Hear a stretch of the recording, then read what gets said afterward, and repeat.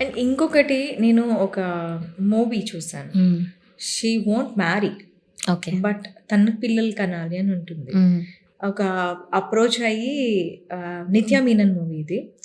So ఈ type of దీంట్లో కూడా పిల్లల్ని కంటున్నారు. అంటే ఒక పర్సన్ స్పర్మ్ని తీసుకుని ఆ స్పర్మ్ నుంచి బేబీని కన్సీవ్ చేస్తుంది అమ్మాయి. ఓకే. సో ఈ టెక్నాలజీస్తో రేపొద్దున్న బై ఛాన్స్ ఏదైనా ప్రాబ్లమ్స్ ఫేస్ చేసే అవకాశాలు ఉంటాయంటారా?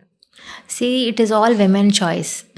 Some women are pretty sure that they want to become mother, but not a wife. I do get such patients.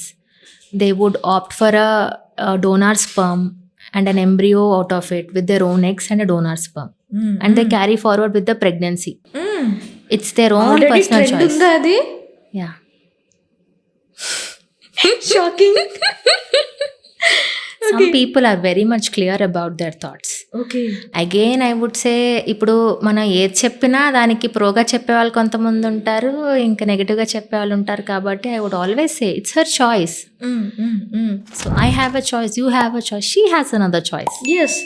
We have to respect it, and yes, it is possible.